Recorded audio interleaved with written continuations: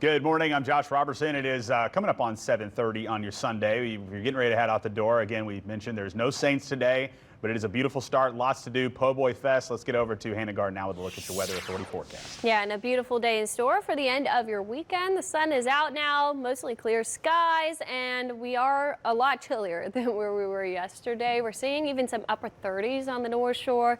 Mostly those low 40s. Bay St. Louis right now, 37 degrees. Just south of the lake, the breeze right now is coming from the north, so it's still a little bit warmer than elsewhere. We're still stuck in those 50s.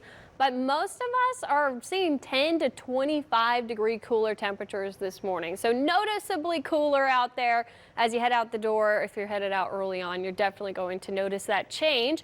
And it's drier. We had a cold front move through yesterday, brought in some drier air. So even later this afternoon, when we get in those low 70s, it's just going to feel like a really nice day. Then into the evening, we'll fall back into those low 60s. Now that front that moved through is now kind of tracking down to the south across Florida. We have high pressure in the region.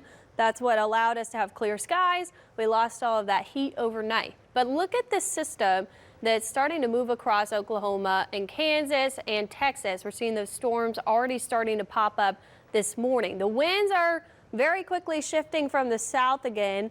They also saw that front move through, but they're already seeing things starting to warm up. We're going to notice that as we go into tomorrow. We're also going to see a storm chance. This is a really strong weather system that's going to move through. I think we get multiple rounds of storms, so that severe storm chance is going to be highest on the North Shore.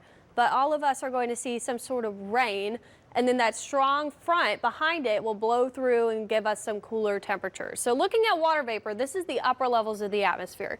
Looking for these oranges and a counterclockwise spin for the upper level low. You can see that pretty broad here, but we're starting to see those storms pop over Oklahoma and Kansas. The reason for that is you can see the direction of the winds. They're going in different directions here and kind of splitting in a V shape.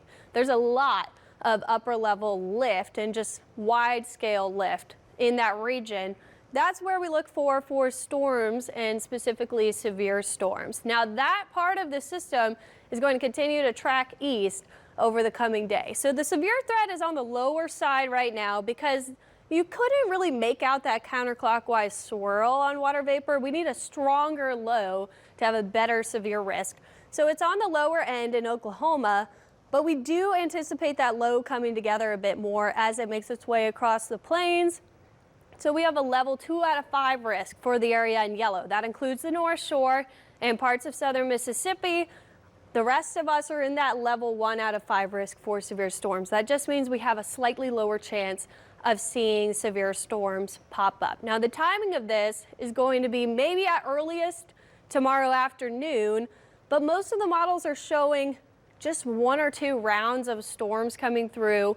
We're looking for those prefrontal storms specifically for severe weather. So I think that will be after sundown tomorrow. We have the best chance of seeing that. And then the front will push through by late in the morning on Tuesday. Damaging winds, few tornadoes possible, small hail, and then heavy flooding rainfall in isolated areas are the main risks. So tonight, maybe we see a little bit of scattered shower activity ahead of this boundary coming through, not storms.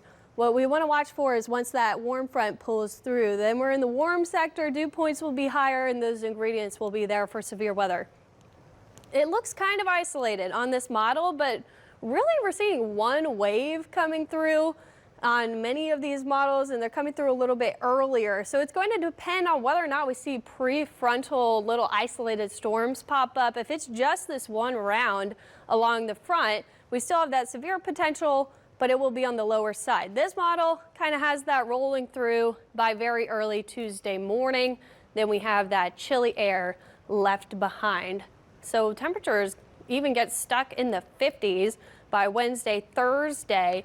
And I did pop on a rain chance there that's a bit higher for Thanksgiving. That's on Thursday. Because I think if that boundary gets stuck once it rolls through, we might see one of those lows form that we saw last week that brought us all that cloudiness. Now, we didn't get much rain from that, so that's the discrepancy there. Sometimes it gets stuck offshore, so there's still some uncertainty for the Thanksgiving forecast on how much rain we'll get. But what we know, for maybe Thanksgiving travelers. Monday into Tuesday might be a problem. And on Thanksgiving, the actual day, a lot of people my family likes to go on walks after Thanksgiving. Yeah. Try to burn off some calories. The turkey trot. I don't know if that's gonna, I don't know. We'll keep an eye out on it if we get some rainfall. It will be beneficial, but we don't want it on the holiday. Definitely not on the holiday. All right, thank you very much there, Hannah. 7:35 now.